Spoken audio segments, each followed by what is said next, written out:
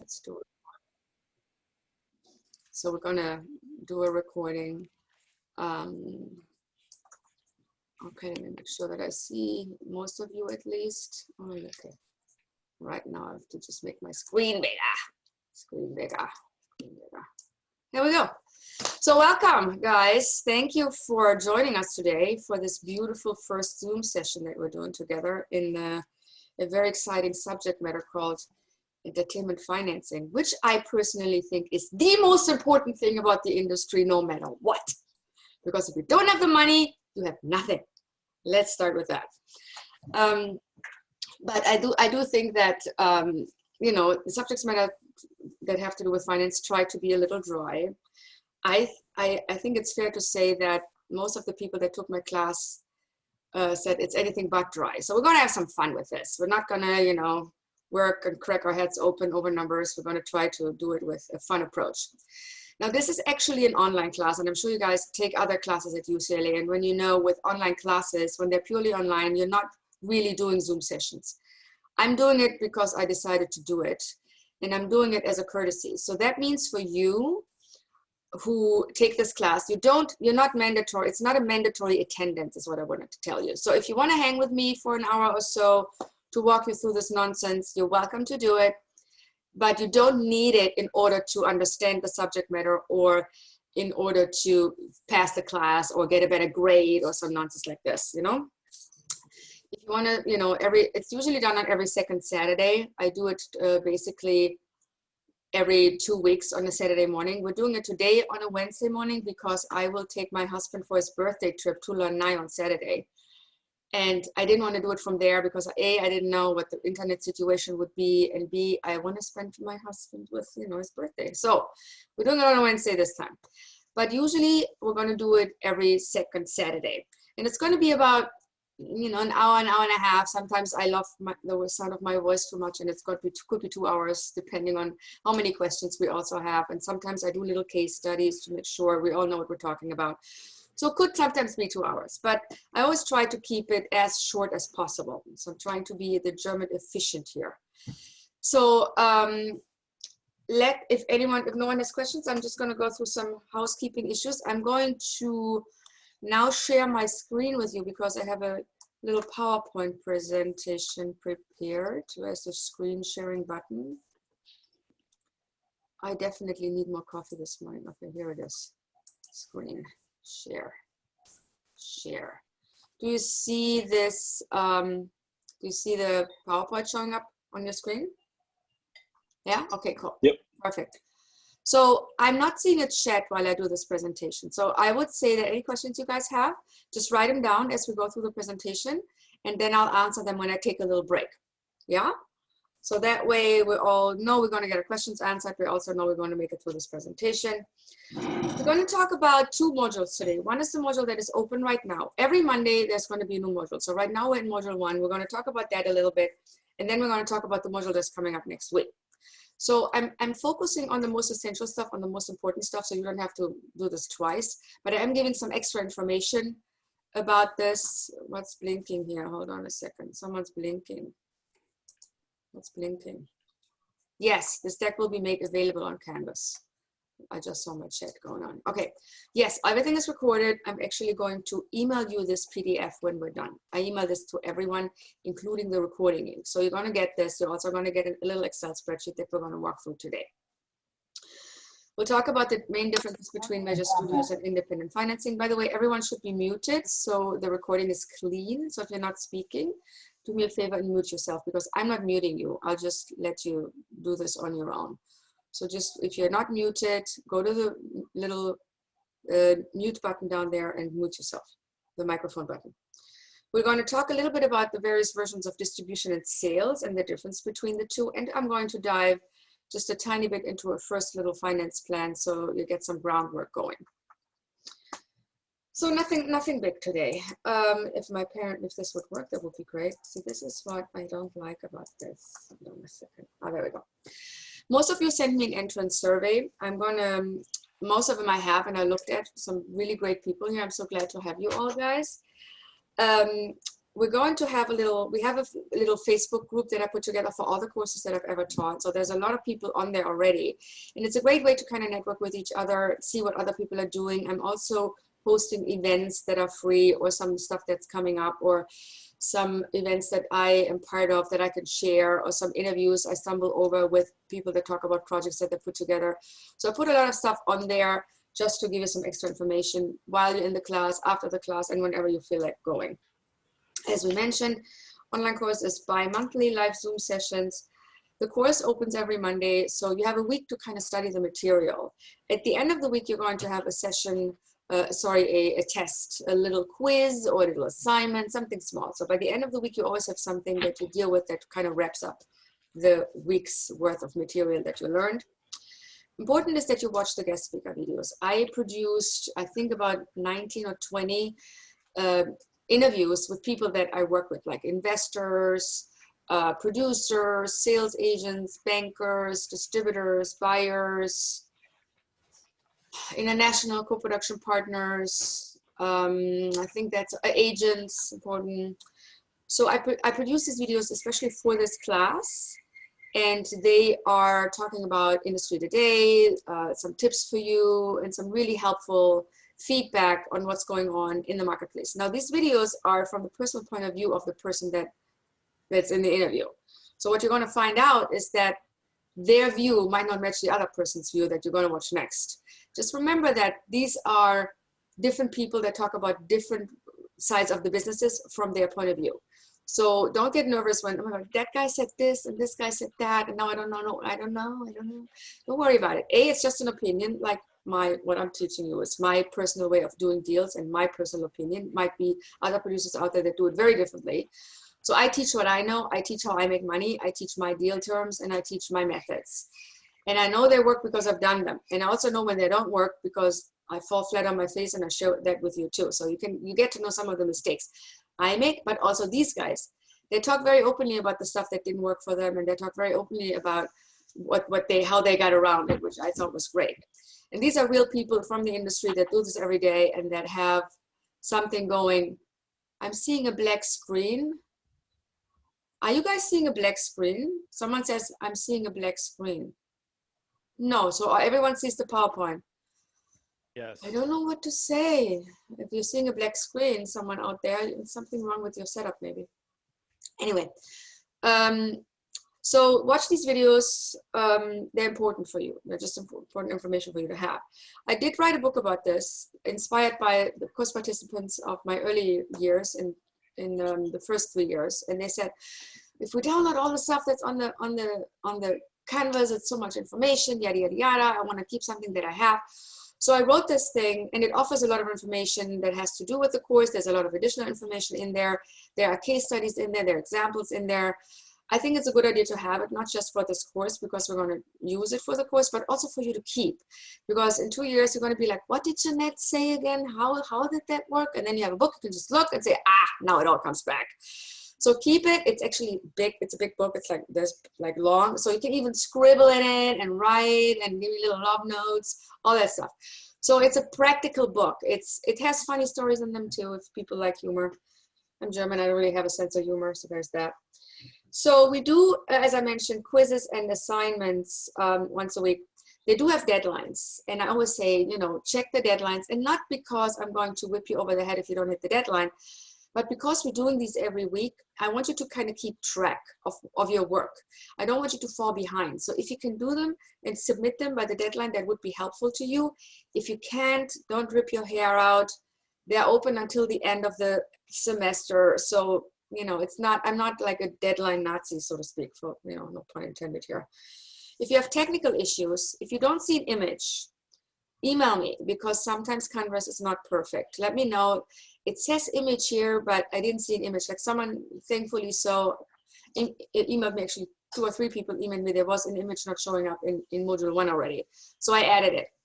And sometimes, and I don't know why that is, but sometimes it happens. So image not there, email me. Something not loading up, video not running, email me, let me know. Most of the times I can fix it. If it's something that I cannot fix, I will tell you, call the tech department at Canvas, and they will guide you through it. It might have to do something with your setup. Most things I can fix. The office hours, I offer office hours for you and me to talk one-on-one. We can do Zoom, we can do calls. And I usually do that right after the class. So when we do our bi-monthly class, right after that from like 12 to 3, you can sign up on Canvas for office hours. Now, if that doesn't work, it is fine to just email me and say, Jeanette, I really got stuck with this assignment, or I have a question about this, or I have a project and I'm in an urgent situation and I need help. Just email me and then we'll just jump on a call. So if I have time, I'm more than happy to make the time outside office hours as well. So don't worry if that Saturday doesn't work or the slots are all filled up, just email me and we'll make a time. Grading, we talked about. The one thing I have to say, as you heard from my German accent, I'm German, yes. So I'm not entirely always perfect when it comes to my English. My grammar sucks a little sometimes. My accent I can't help about. And I do have spelling mistakes sometimes. If you see a spelling mistake in any of the stuff that you read, email me so I can fix it. That would be appreciated, yes? So thank you for that, because this German is not perfect, and as most Germans are. So, we're going to jump into the thing that you're going to like, because fact of the matter is, no matter how long you are in this industry, every time you do a project, a film or television show, you start from scratch. It's a new business. It's like giving birth to a new child. Every sibling is different, right? I only have one and it's already enough. But the point is, you don't need to get intimidated by what's going on in the world, because people there just, I'm not going to say they wing it, but a lot of times they kind of do, because we don't know the answers, especially with COVID happening. Everything is different right now. I cannot tell you. I shot a TV show. I've just finished 2 seasons before COVID, and we were trying to get it ready to be, we had to deal with a domestic partner. They got all fired, no people in the chairs, and we found ourselves redoing the deal, renegotiating the deal, and it's been what, like 12 months nearly. It is happening everywhere. People are getting fired. New people are coming in. No matter what network you talk to, no matter what studio you talk to, it is crazy out there right now. So I think it's a good advice to wait a little with the stuff that you're working on and enjoy the fact that there's all new people that will be able to work with you, because you're going to be new for them, they're going to be new for you. So it's new for everyone. So all of us are reinventing themselves right now. All of us are trying to figure out, okay, how do we go about, you know, making this easy on these new people? Because with new peoples and new chairs, there comes a lot of anxious behavior, meaning they don't want to lose their job again 5 minutes that they got them. So they want to work on projects that are easy for them to green light. So just keep that in mind when you develop something. We're going to talk about that a lot more. So let's talk about what we don't know and what we do know. We know that if we do a project, we don't know if it's going to be a success or not. We don't know how the behavior is going to be in the box office, because it all has to do with marketing campaign. Movie can be brilliant, and then you have a studio doing a shitty marketing campaign, or doing no marketing campaign, or you don't have a studio, you have to do the marketing campaign on your own. No matter what it is, you don't have the golden crystal ball that tells you how much money you'll be making with your movie in the box office. However, learning the way to finance it and doing it in a risk mitigated way will protect you to some form and fashion. And how that works, you're going to learn in this class. So there is a way for you to assume some things and to know a few things in advance of the success of your project. So you can put it together in a way that you know, okay, when I put it together like this, I know I'm going to make some money and I'm not going to lose my investors' money. And how that works, you'll learn. So you have some knowledge. Box office, I can't help you with, but the finance plan to structure it in a way that you're not losing money, I can help you with. The ROI precisely is not something you're going to know. You're not going to be able to tell your investor, you're going to make 50% on your money, or you're going to double your money. None of that. You're not going to know any of that. But you can give him a range, depending on what kind of project you have, depending on what the projections are. You will be able to give him an ROI range. You will then decide early on, is this movie worth my time, or is this TV project worth my time and seeing what I'd be making with this, or not? Because you want to make that decision yourself too. Why would you want to be working on something you can't make money with? It just makes no sense. And it makes no sense for your investor either. Your interests with your investor are aligned on that level. So we're going to work on structures that will tell you early on how much money you'll be making and how much money the investor will be making likely. Is that going to be a number set in stone? Not, and you're going to obviously tell your investor it's not set in stone, but it's close enough.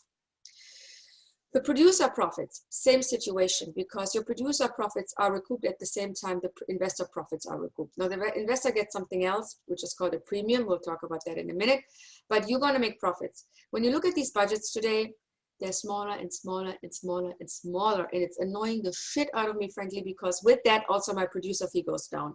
Hate it. However, there's only so much I can do about that.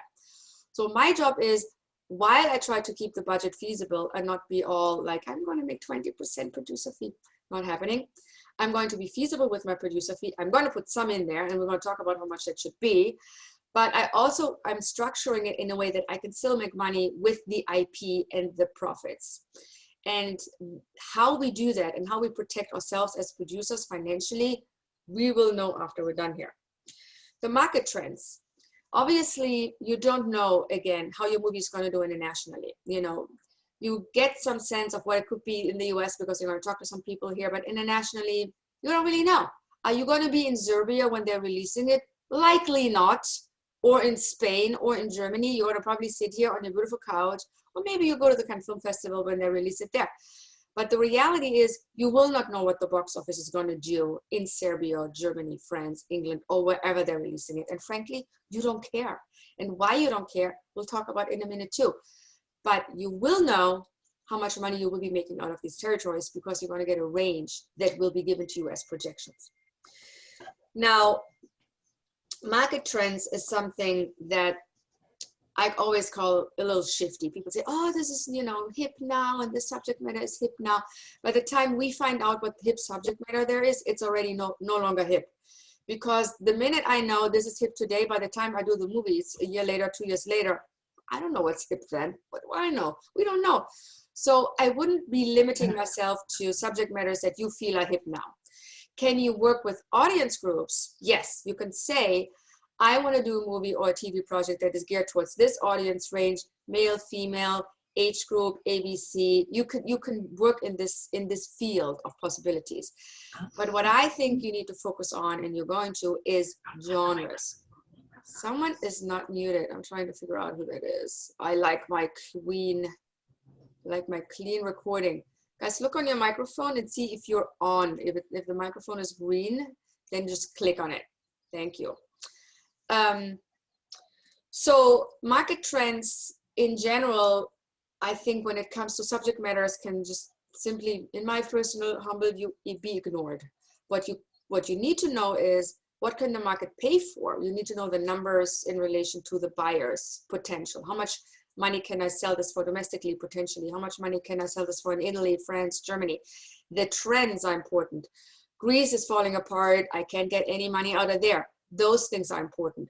So market trends in the sense of what economically challenged countries are out there, these things are important. Market trends in relation to what financiers are coming into the market, because there's no financiers showing up out of the woodwork every 5 minutes. Reading the trades, who is there, what new players are in the mix, who should I be talking to? That's important. What kind of finance structures you can read about, important. I mean, these things are literally in Hollywood Reporter, Screen International, and Variety. If you read those three, you're already in good shape. There is obviously Deadline Hollywood, yeah, but you know, you can read that too. But there are a few sources that I think are good for you to keep an eye on to see what market trends are going on. You will know after you're done here what kind of projects you should be producing, what kind of budget rate you should be producing it in, and how you should structure it in order for you not to lose your shirt and in order for your investors to still love you after you guys worked. Any questions about this? No questions. Good. All right. If I could go to the next slide, that'd be great. Hello. There we go. So what's going on with the studios? Well, there were different times for the studios, and they had their golden age as well as we have our golden age right now, or it's pretty much over, I guess, of television.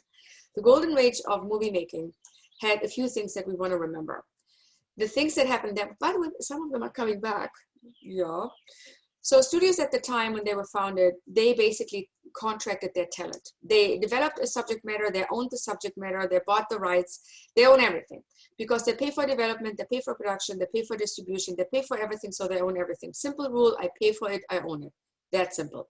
They also contracted cast and talent, writers, directors, and actors. They were basically contracted by a studio exclusively. So that means they could not be working for another studio. They also, many of them, all of them actually, owned their own theater chains. So there was no third-party theater owner like AMC or Pacific Landmark or whatever they're called. None of that. The theater chains were owned by the studios. And they also owned, obviously, the studio lots where they were shooting everything. So this was a nice little business bubble where they controlled every penny and where it went, because every penny in some shape or form went to the studio no matter what. They controlled the entire chain from the inception of the idea to the distribution in the theaters was handled by the studio. They did everything. Now, when the change happened and the laws changed in a sense that the studios were no longer allowed to own theaters, that created a little bit of a problem for them. The other problem that was created was television, because when television came about, people didn't just go to the movie theaters anymore, they now also watch television. So what did the studios do?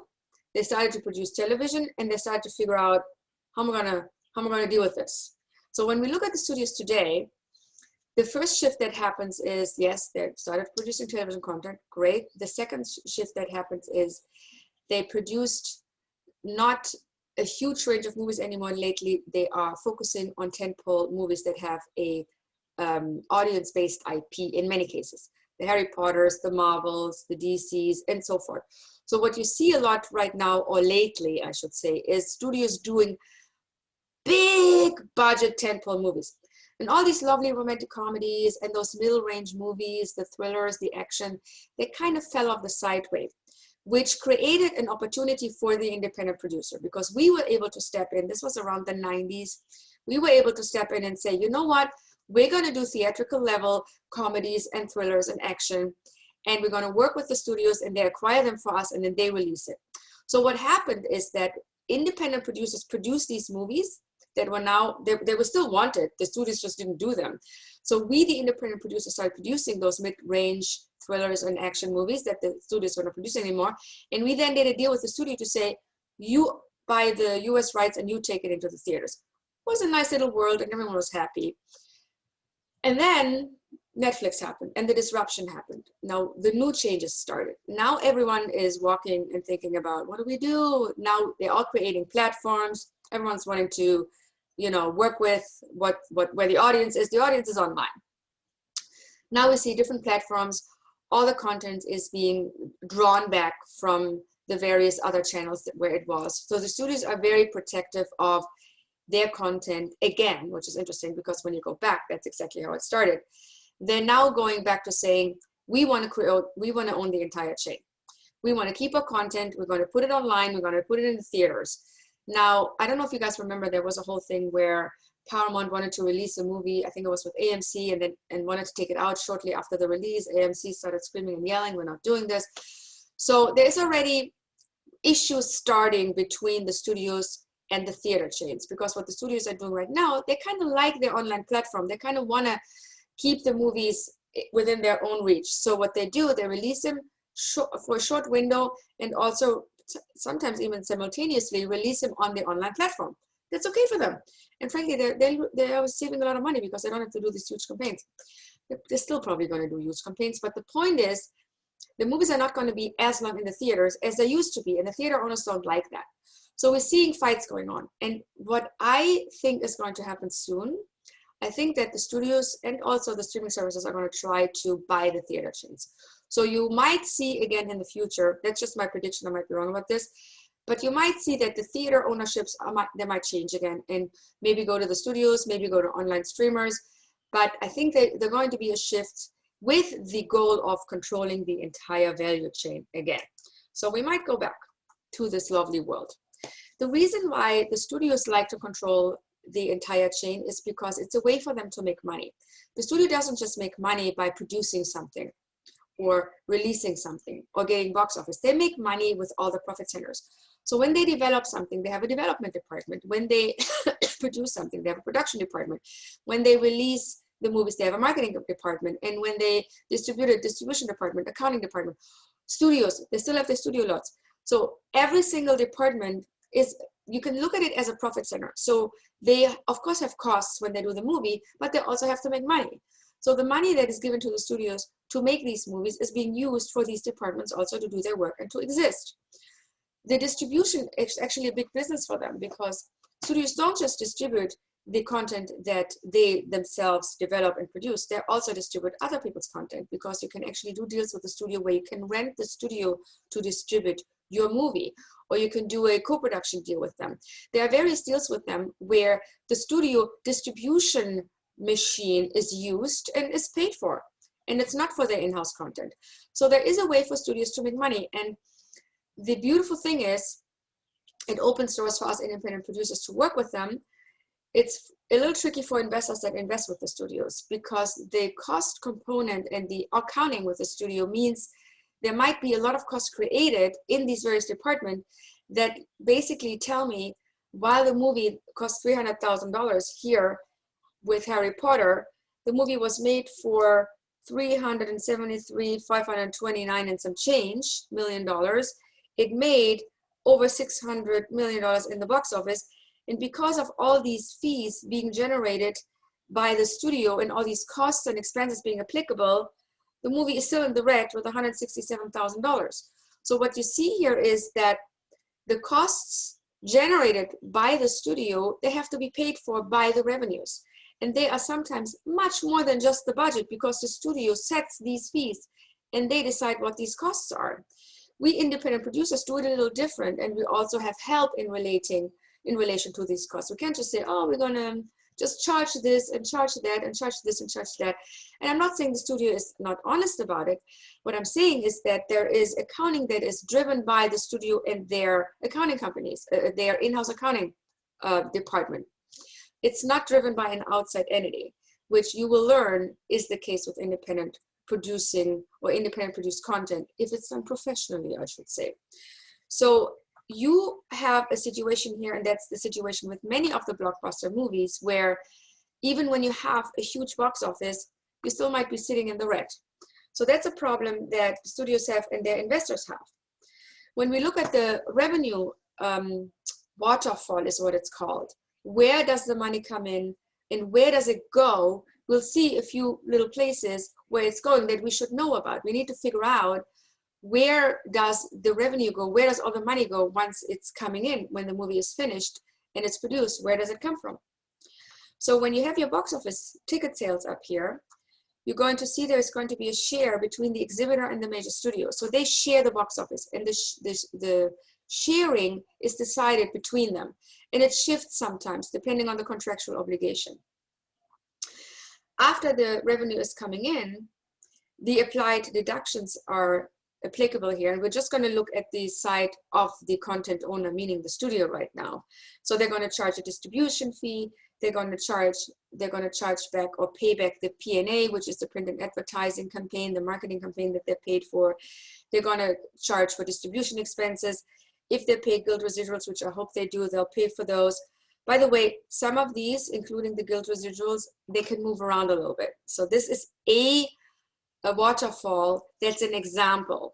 It really depends on contractual obligations and the parties and the project. These things can shift slightly, and you're going to see that as we work through the course, the different kinds of waterfalls that we're working with. Then the production expenses are being paid for, and then certain interest and deferments and so forth, all the other costs are being paid for. And then you're going to have your proceeds, your net revenue, also referred to as the deficit if it is a loss, like in the case of Harry Potter.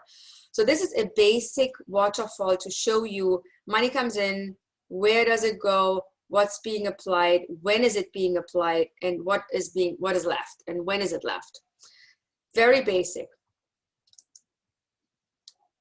We do have situations where when you work with, and this goes for studio and television networks, where not all the rights are staying with a studio or a network station. Usually when you do a TV show, the television networks commissions the show, meaning you pitch them an idea, they love the idea, they pay for everything, they do everything, they own everything. You get a fee, you get your producer fee, and you go home. You're probably not going to see much more than that. Same for a studio. You do a movie, you pitch it to them, they love the idea, they develop it, they may or may not make it, who knows, but they own it, and if they make it, they pay for everything, and then you lose all the rights. There are 2 shows, and actually 3 examples I want to give you where rights were split and it was to the benefit of the producer. So that's something to think about in case you don't have the glorious moment where the network station or the studio just takes your idea and thinks you're fantastic. In the example of Baywatch, I want to start with that. Well, actually, let's start with Star Wars. You all know that Lucas, with open knowledge, Lucas tried to put Star Wars together, and the 20th Century Fox, I think it was like, I don't know if we like this idea. It sounds a little weird. We don't know. So they got to an agreement where Lucas said, okay, fine, you know, give me some money and we'll figure it out. And he was able to, I believe, keep the merchandising rights, if I'm remembering this correctly, which started his entire imperium. Thank you very much. So keeping rights in this case, even though it was just the merchandising rights, with the studio was like, do we need them? Do we want them? Maybe not. Maybe there was a fight. Maybe they wanted them and Lucas was just being stubborn. But in any event, he was able to keep those rights, and it made him a fortune. It made his imperium happen. And that was a good thing. I don't think anyone expected it to be this much and this fantastic, but it's a beautiful thing. Now, Baywatch, a friend of mine produced Baywatch, and she told me, she and her husband, Michelle and Michael Burke, they told me the story of Baywatch, and I could not believe it. The network station had greenlit the show based on them saying, oh, we love this guy, David Hasselhoff, fantastic, and these girls in bathing suit, lovely.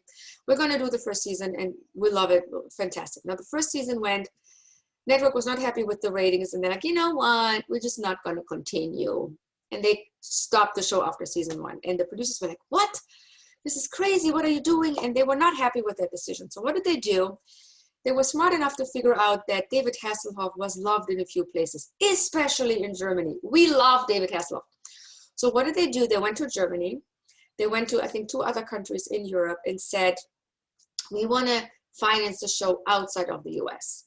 We want to pre-sale the show to these territories where David Hasselhoff and the show is loved, and we want to see if we get enough money together to continue the show and start season 2, 3, and so forth. And they were able to do it. So they gobbled the money together from these territories, because the network was like, we don't really want this show. And you know, the producer said, well, if you don't want it, can I have it back? And they gave it back, which is very unusual. But they were able to put it back together. So then Baywatch was able to continue. The network, and I don't even know if it's the same network or a different network, decided to commission the show just for the US. So all the producer did is they just licensed the show back to the US network and created this huge brand. And they're still getting residuals from it today because they own it. They own this brand, and the US is of course owned by the network station, but all the international rights are still with the producer, and all the related merchandising rights are with the producer. It's fantastic. Dog Whisperer, I know pretty hands-on because my husband created it and produced it, and I came to the mix a little later when they were already producing it. When the show started, National Geographic said, we'll like it, but we don't know if we like this Mexican guy, and if he really can do what he says he can do, and we're going to just, you know, we're just going to give it a try, but we're not going to pay for the whole show. We're not going to pay for the entire budget. So now the producer had to figure out early on, how can we finance the first season? How can we make this happen? So they deficit financed it. So they got some money from the US, and the US rights were gone to National Geographic. And then they said, well, if we have to deficit finance, we want to keep the international rights. And National Geographic said, okay, fine. We don't care about international rights. They changed their mind later, but that was it. So for now, the producer said, okay, fine, we're going to figure out a way to come up with this money, and then we're going to keep international, and we're going to keep merchandising. The 10 seasons of this show made, I think, I want to say $90 million in total, of which $30 million was received from National Geographic as for the US rights, and everything else was international sales and merchandising. So when you're a producer, that's a nice little situation to have. So it is not a bad thing, to sum it all up, When you do a deal with a studio or a network station where you have to put your headache on and say, no, I have to finance this, how am I going to finance this? You're going to learn how to finance it. But don't be sad when they say, we don't want it all. It's an opportunity when they don't want it all, and you should take that with open arms. Because the minute you have a US partner, or the minute you have someone interested in the US, you're already golden, because you can figure out the rest. The international market is very much driven by what's happening in the US. And there is a value for you already created the minute the US partner says, we want this, and we want it even for a little money. It's all good. The difference between doing a production with a studio and doing production on your own, a few things are pretty obvious. When the studio does something and they pay for something, they own everything. Same for the network, by the way. The ownership is gone. All the IP rights and related rights to that content is gone, and it's owned by the studio. When you as an independent financier and an independent producer do this, you get to keep the rights. You get to keep the copyrights in many cases. That's important for you, because the rights that you later license to these various countries, they come back to you at some point, because you only license it for a certain amount of time.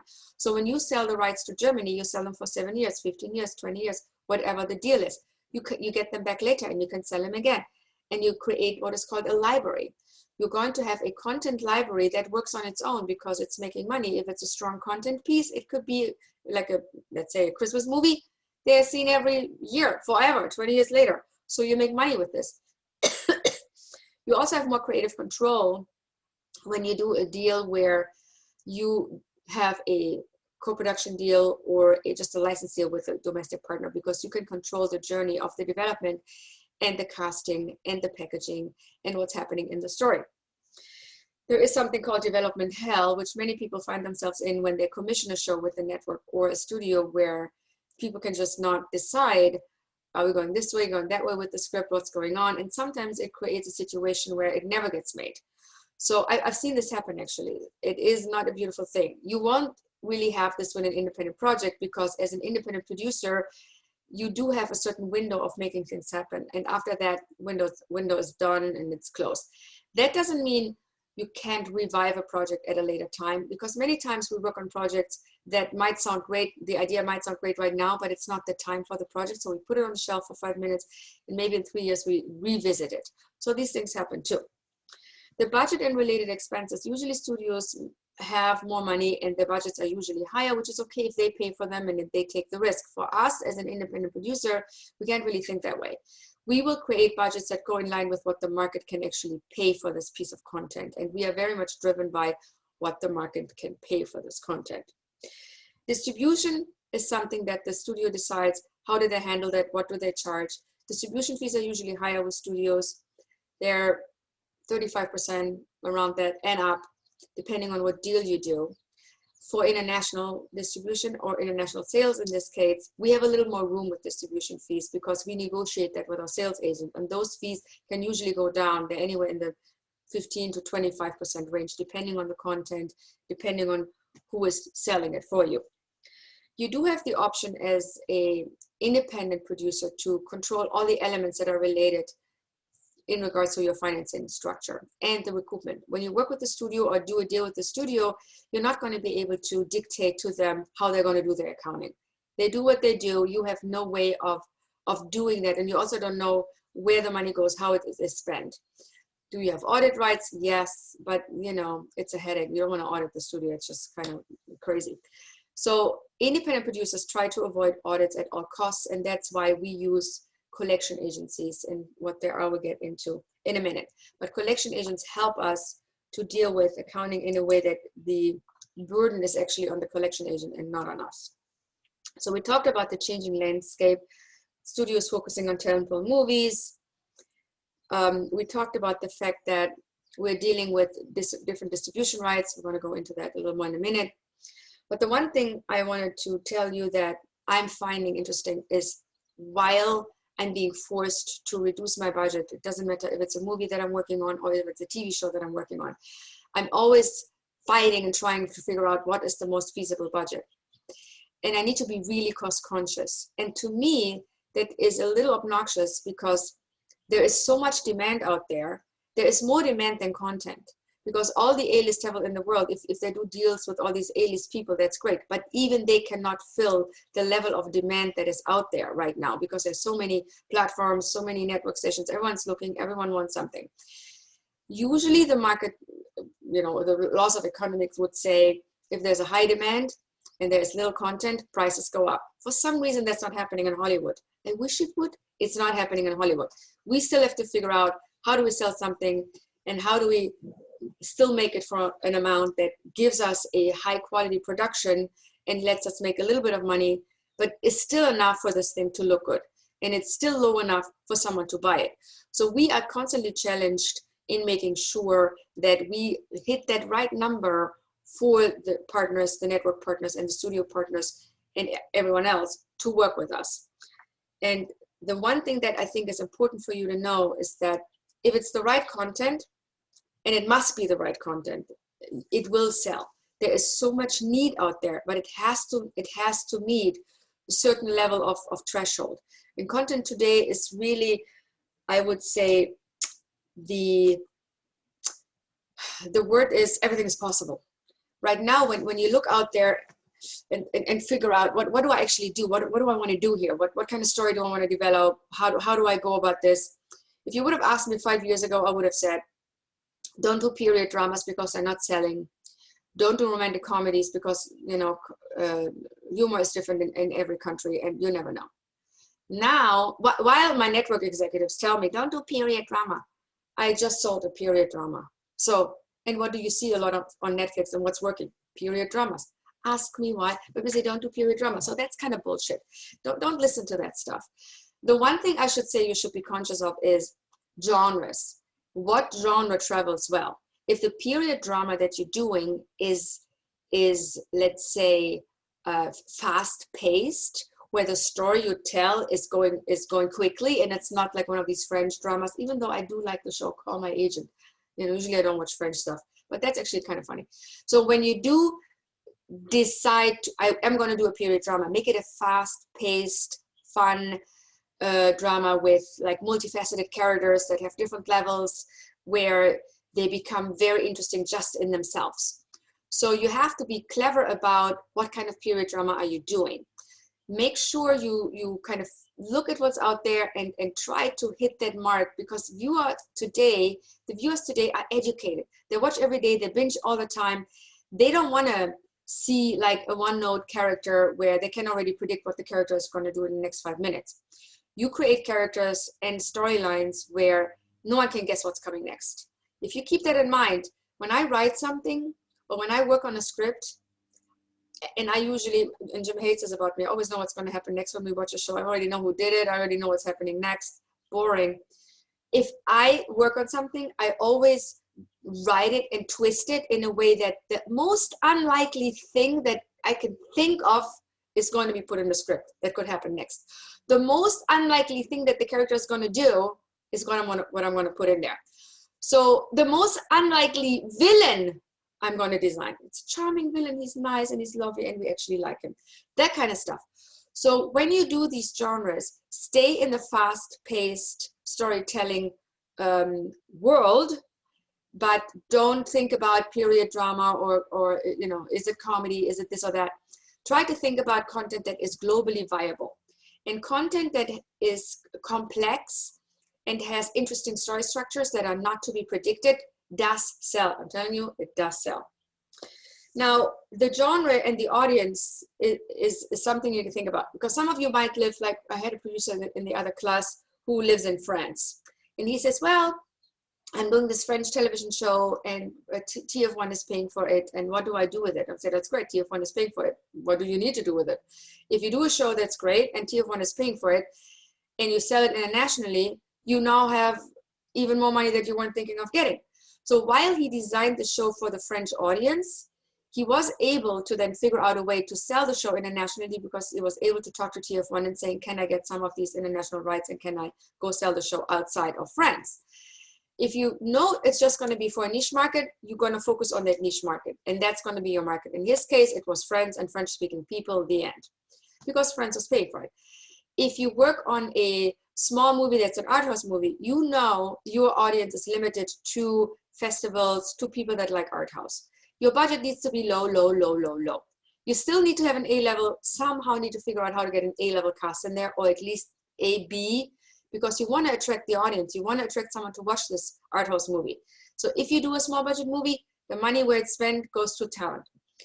The idea here would be to figure out early enough, who is this movie for? Who is this TV show for? And then you work your content targeted to that audience. But if you don't know who you're making it for, it's going to be very difficult to develop your story, because you're basically just doing it in the air, in the vacuum. And that never works, because it becomes a wishy-washy thing and you're not going to be able to sell that.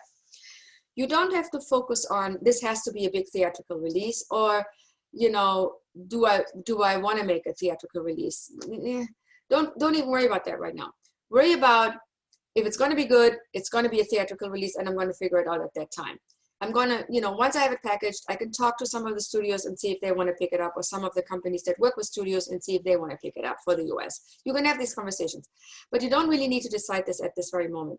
Just make a good piece of content, and it's going to find its audience, and it's going to find its buyers. It's all you need to worry about. Some people do nonfiction content, which I think is a beautiful thing to do. Obviously feature documentaries, reality shows. These things actually sell pretty well right now. Now, when you do something like this, you're going to have to do what is called a sizzle reel. It's very hard to do a reality show, and people that are taking Jim's class know this, just based on a piece of paper, because they're very much driven by the characters that are in them. So we need to see those things. We need to see those people. Who are these people? Are they interesting enough? Do I want to watch them for 15 seasons? You know, you're going to build something that is very much driven by who is in that show. It's a little different than doing a TV show or doing a movie, because you don't necessarily need to do a sizzle reel for that. You have to have a very strong pitch deck and a very strong business plan, but you don't need a sizzle reel. But for the reality, I would say figure out a way to get these people that you're trying to get into the show, or get the subject matter that you're trying to deal with on the documentary, in a small little 2-minute sizzle reel, and that's something that you can use for selling it.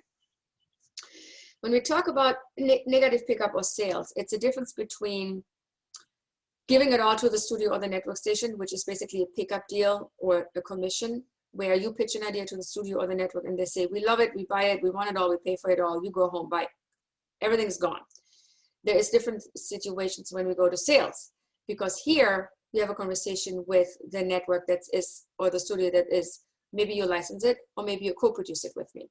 The co-producing deal means the network or the studio owns the entire US rights forever, rights are gone, you're up. You own all the international rights. That's okay.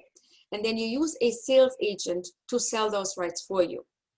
You don't really use a distributor. Some sales agents call themselves distributors, and that's not what they are. A distributor is someone who either releases your show or your movie in the theaters or on a network station. So basically, they are the actual people that are either a network station or a studio that do distribute, that release this. Now, there are distributors in the various countries that buy the rights to distribute, and then they give the rights to their local studio and their local network station, and that's okay.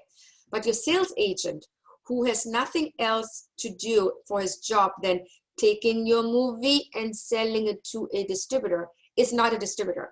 And you need to distinguish it, because if you do a distribution deal with your sales agent, you give them a lot of rights. You don't want that. And with rights comes power. All this guy or girl needs to have is the right to sell. The end, not more. It's a sales agreement. It's not going to be a distribution agreement. Just keep that in mind when you work with sales agents. And that sales agreement should be very defined. It should say, what is your sales fee? What am I paying for distribution expenses? And how long is a sales deal going to go? And what is it based on? And it's going to be based on sales estimates, meaning projections that the sales agent is going to generate for you before you sign the deal with them. So you know the person that you're talking to, the person that's going to sell your movie, is going to sell it in this amount of time, and it's going to make hopefully this amount of money. And you're going to hold the sales agent accountable, because you're going to ask him, tell me how much money you think you can make.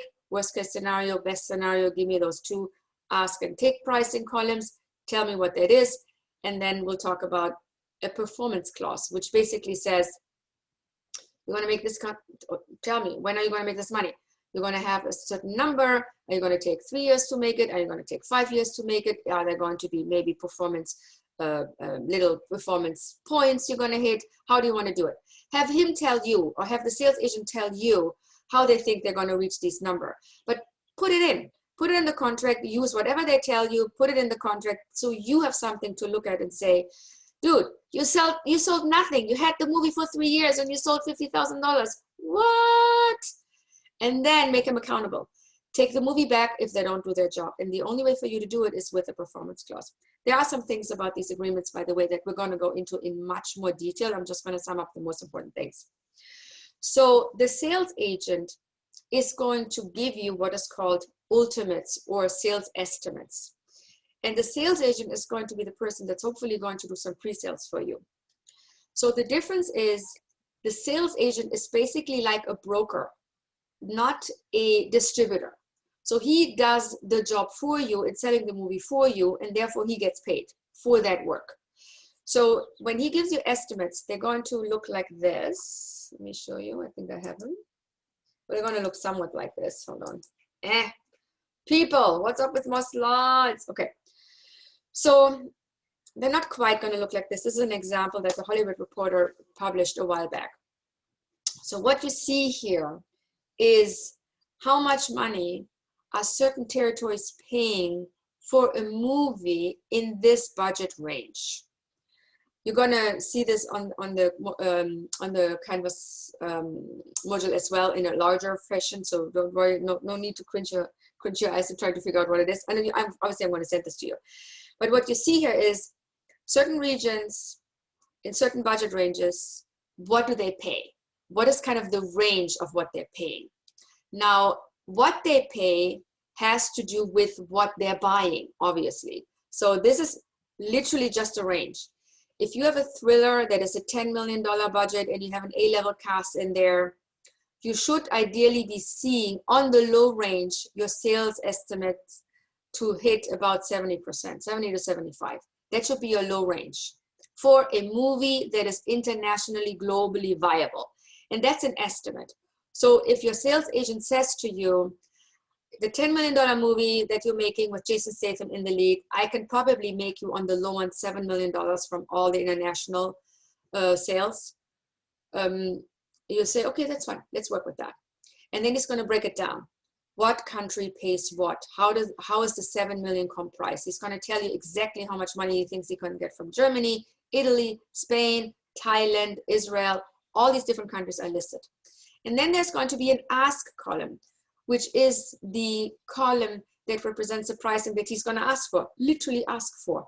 This is the column that I call the beautiful, occasion happens kind of column. It's likely not going to get hit. Well, if it's a great movie, it might. But the reality is the pricing that you're going to hit is probably somewhere going to be between the take and the ask. The take is the low worst case scenario number. The ask is the number that the sales agent hopes to receive when he's having a conversation with the distributor, with the buyer. You're going to end up somewhere in between, likely. When the sales agent goes and talks to a distributor and cannot hit that take price, you're going to have to approve that sale. It's important that you're going to have to approve that sale. So you're going to have in your contract state that if you can't hit that number, we're going to have to talk about how much does Germany pay. Germany is supposed to pay $1 million, 10% is what they usually pay. Why are they only paying 5%? What's going on here? Right now, by the way, Germany is only paying 5%. That's what's going on there. They don't have money. So there are different things that change, and you need to have an explanation as to why is it changing, what's going on in the marketplace. When you get the sales agent tell you, I have a $10 million movie with Jason Statham, but I can only make you $5 million internationally. Sorry, that's all I think we can make right now. The question then is, why? And then the sales agent might say, that script is a little slow. People are used to seeing Jason Statham in action-packed thriller movies where shit blows up. This movie is a drama where he plays a character. People are not used to seeing that. That means you have to either change the script, or you have to change your budget and go down, or you have to find a buyer in the US that lifts this kind of situation up where you say, okay, I'm only getting 50% out of international, looks like I'm going to have to figure out what I'm going to do in the US. Or you shoot the movie in an incentivized region that gives you a large production incentive so you can make up the difference that you're not getting from international. Point is, you're going to have to come up with something. What the sales estimates do for you, they tell you this is the value of your movie, and they indicate to you what your budget should be. Just keep that in mind. If the numbers are too low, if the international projections are too low, you need to figure out something. You need to make up that 20% that you're not getting from international. Otherwise, you're going to find yourself in the weeds and the whole finance structure is going to fall apart. You should be able, for a fast-paced action thriller genre with an A-level actor, to see 70 to 75% internationally come in. That's just the genre that everyone buys. It's what people do. When you do a drama, these numbers might go down. When you do a movie that is an art house movie, the projections might go down. If that's the case, you need to make this number up by maybe saying, okay, where can I shoot this, where I can make it up? Or can I do a domestic deal that might be better than maybe the 25% of the budget that I'm lowballing myself to be receiving from the US? So you have to just make it up in other places. But in many cases, when you do your own project and you start with something, just choose a genre that is easiest to sell. The easiest to sell genre is still the action thriller genre because it works in every country. Ask me why, it just does. And it's the easiest one for you to put together on a first kind of project level. So the importance of foreign estimates we talked about. They give you an idea of what the value of your project is. Now, what is a pre-sale? When you see that list of countries and the prices next to them, that's basically representing a sale being made as a licensed sale to that country.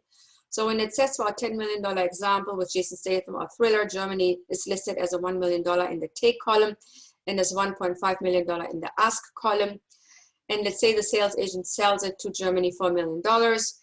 That means the distributor in Germany bought the rights to distribute your movie in Germany for a certain amount of time. And usually it's anywhere between 7 to 15 years. That's kind of the normal range, which means after that period, the movie comes back to you. You can then talk to the German distributor and saying, do you want to buy it for a second run? It's usually a lot lower in license fees, of course, but there's options there. Every country works this way.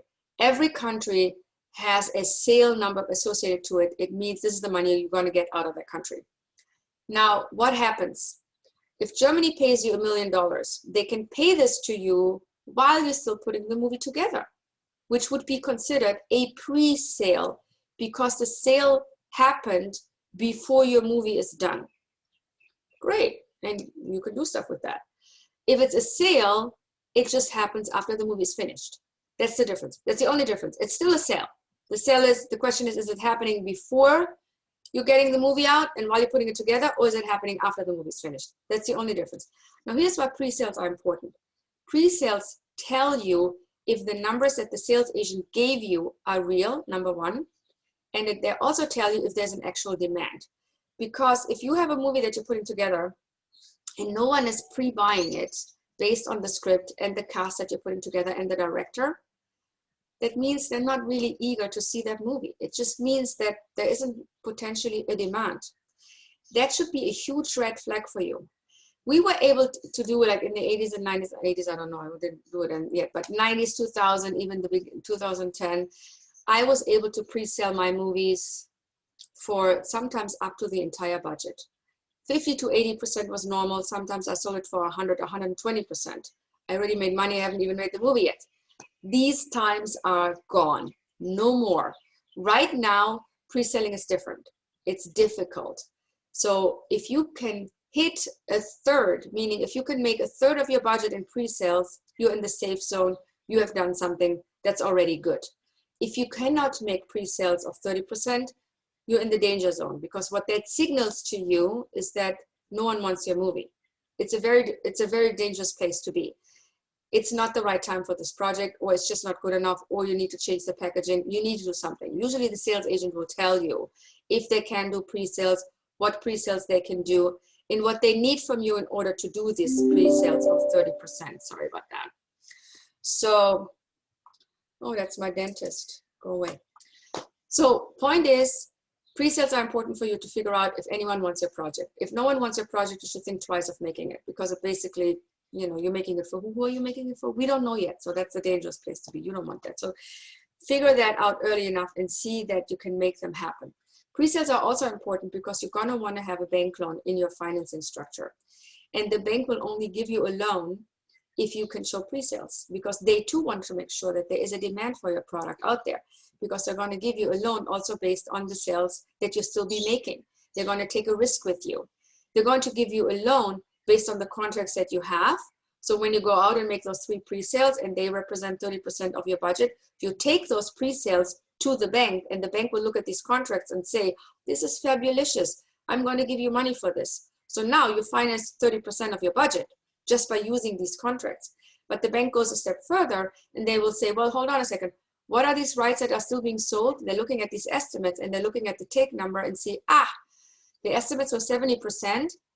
We made 30% in pre-sale, so there's still 40% to be sold. They'll give you a loan of half of that number. So they would give you a loan of about 20% of your budget, theoretically. The banks will give you up to 20% of your budget as what is called a gap loan. So there are 2 levels of bank financing you can get based on your sales estimates and based on the fact that you have pre-sales. This is important because if you put this together properly, you can get half your budget from the bank for a low interest rate, which is fantastic because you're going to protect your equity investor because you're not going to have to ask him for that money. So bank financing is very essential for you to figure out early. And banks will tell you exactly the value of those numbers to them, which translates to the value of the sales agent to them, meaning, is this sales agent bankable? And you will be surprised to hear that many sales agents are not bankable. If you want to choose someone that the bank approves and where the bank says to you, we like this guy, we bank this guy, all is well. If you're working with a sales agent, you're going to talk to a few of them all the time, pick those names and say, okay, I like these people, and talk to the bank. And you can, they'll take your call, they will be happy to talk to you and say, okay, I'm having this movie that I'm putting together. I'm talking to so-and-so, so-and-so, and so-and-so. Are they all bankable? And the bank will say, we like so-and-so. That means the other 2 are not bankable.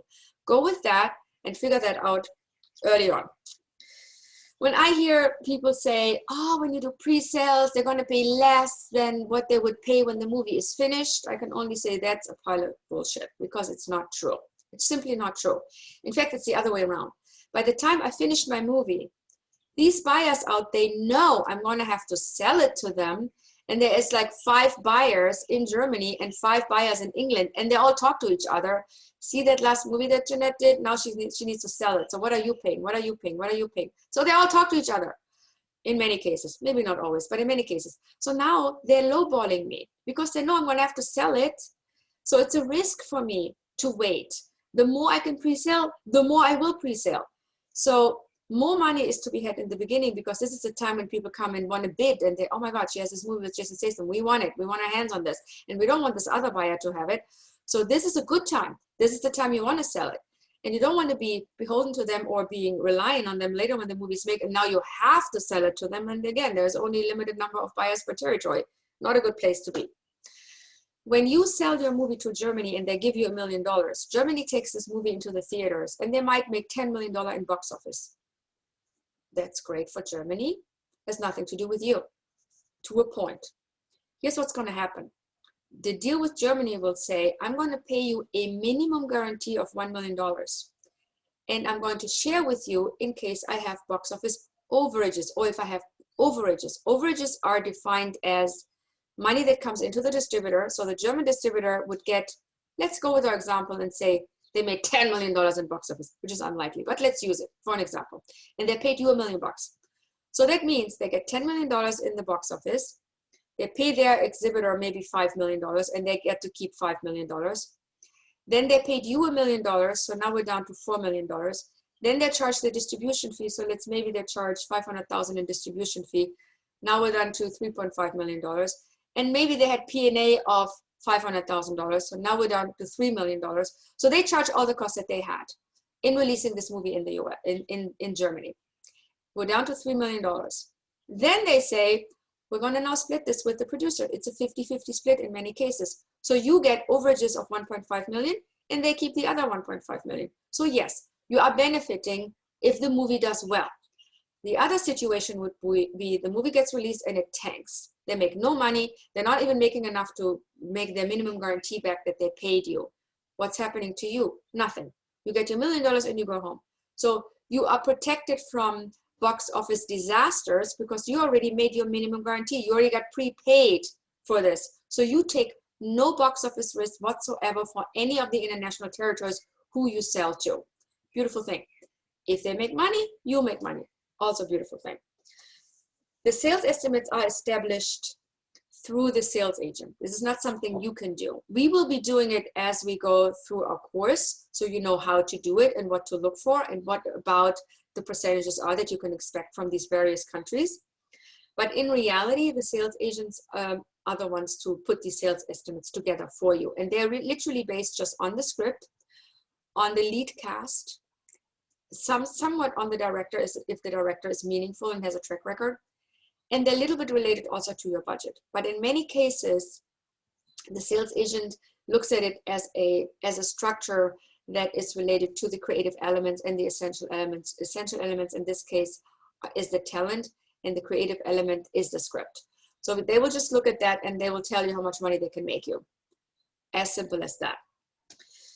Sales estimates do change, and they change when, for example, Jason Statham is hot now and is not hot in 6 months. Okay, now what? People don't want to do Jason Statham anymore. We had this whole Nicolas Cage situation where Nicolas Cage was hot, and then everyone was doing Nicolas Cage movies. And then because there were so many Nicolas Cage movies, the buyers were like, we don't want another Nicolas Cage movie. And all of a sudden, sales estimates dropped because no one wanted to do Nicolas Cage anymore. This could theoretically happen. It's not likely, but it could happen. In that case, what you have to do is you're going to either have to lower your budget, which is not fun, or you have to replace the actor. So the way to do that is to put certain things in the agreement with the actor that protect you. And the one most important thing that you can put in the agreement with the actor is making the agreement subject to what is called a completion bond closing. A completion bond is an insurance company that protects you as the producer, but also protects the financiers. And it ensures the on-time and on-budget production of your content. So if you go over budget, the completion bond pays. If you run late, the completion bond takes over and finishes the product, making sure it's delivered on time. So they take over all the risk associated to the production and the delivery, period. So the completion bond can only insure content once all the money is there. So it's not going to insure a movie that has only 50% financing. It needs to insure the product when everything is there, because it's insuring the entire budget, and it's ensuring the fact that the entire budget is provided for. That means that if not all the money is there, the completion bond cannot occur. And if the completion bond cannot occur, then there is no movie. And if there is no movie, why do you need the actor? So you have some outs in relationship to your deal with Jason Statham if you need to. Do you want to do that? Probably not, but I'm just giving you something to just know that in case worst case scenario happen, contractually you have a negotiation base to deal with the agent and saying, we have a problem, we can't get this movie financed, completion bond is not going to close, so we need to figure out something else. Can you help me? Can we replace Jason with some other actor that you have? So you still make money, but we need to talk about this. So you have an open door to talk with the agent that represents the actor to figure out what else you can do. It's not, again, it's not a great solution, but it is a solution. And you always want to be able to have a contractually based solution that protects you and your investor. Give me the next slide. Here we go. We talked about the fact that sales agents should not be distributors. So when you work with a sales agent, make sure that it's not a distribution agreement, it's a sales agent agreement. Where do you find the right sales agent? Well, it's pretty straightforward. You go to film markets, something like the American Film Market or the Cannes Film Festival or MIPCOM or MIPTV or NetP. There are film markets that have most of the sales agents there who are basically selling content right then and there. Right now, everything's online, so it's actually pretty convenient to go because you're going and sitting on your sofa at home. It's not a bad place. So you would look for a sales agent and you look them up, you do your research, who has done something similar to the content that you want to produce and has done something similar in the budget range you're thinking of producing this content in. So just see what have they done, do they understand this piece of content? And then contact them and say, I want to have a meeting with you. I'm working on this project and I want to talk to you about it. And here's who I think I want to cast. Here's my director. Here's my script, and here's my budget range I'm thinking of using for this content. So you give them as much information as you have, and then they'll give you feedback based on the information that you can provide. They are mainly looking for content that they can sell the easiest. They sell the easiest content with genres that are globally sellable: thriller, action, content with strong cast, strong directors, commercially viable content. That's the easiest for them to sell, and it's the easiest for you to get made for this very reason. The rights that they should be given are limited to just the right to sell. You're not giving them any rights like transferring rights. You're just doing a deal with them that is basically an agreement to sell your content based on the estimates that they give you. The fees you're paying would be a sales agency fee, which depending on your project and depending on what deal you do with them should be anywhere from 15 to 25%. They'll also charge you what is called distribution expenses. They are also depending on the project. I've never paid more than 5% for distribution expenses, and I usually cap them at a number. So I would say 5% up to $100,000, let's say. So that number is usually what I would like to see capped. And that's pretty much all you should pay them. So you should have a very clear definition of what the fees are, if they are capped, what the sales estimates would be, and the performance clause that needs to be included that says these take estimates need to be hit in these milestones. And if they're not hit, I have the right to get my movie back. The most important thing you want to insist on is a collection agent. A collection agent is a third party that manages all the revenues that come in and the payments that are associated to the contractual parties that need to be paid. In this case, you want to pay back your bank. You want to pay the sales agent their sales fee and their distribution fee. You want to pay back your equity investor and their premium. You want to pay maybe profit participation. Maybe you have deferments you need to pay. You need to pay residuals that need to be in there. You have to pay whoever you have to pay. All these people that need to get paid are managed by this collection agent. So the money that the distributor is paying is sent to the collection agent account. It's not going to the sales agent. Never, ever, ever going to the sales agent. It only goes to the collection agent. The collection agent takes the money and then starts paying people back in the recoupment order that is contractually agreed with all the parties. That would usually mean the bank is repaid first, the sales agency fee, equity, premium, somewhere in there you're going to find residuals, depends on what the deal is going to be, and you have profit participation going on at last. So this kind of waterfall is agreed contractually. Some of it is industry standard, so there is nothing for you to negotiate because banks will never agree to recoup anywhere else but in the first position. The P&A, if you have a marketing campaign that you do, will always want to recoup in first position. So there are certain things that are given that are industry standard, and other things can move around a little bit, tiny bit, not too much. But usually equity is last, premium is last. So you have some room in negotiation in this waterfall, as we call it, the recoupment waterfall, and some is just industry standard. However, the collection agent structures this waterfall in what is called a collection agent management agreement, which all parties sign. The banks sign, the sales agents sign, the guilds will sign, the actors, if they have profit participation, will sign, your equity financier will sign, maybe you have a mezzanine lender in there that will sign, maybe you have a tax credit lender that in there that will sign. Everyone who gives you money, everyone who's getting some money will be in this collection management agreement. And this collection agent will issue reports to everyone. So everyone knows how much money is being made and how it's being spent. And that's the beauty of the transparency that you have available as an independent producer that you're not going to find likely with a studio, for example, because they don't use collection agents.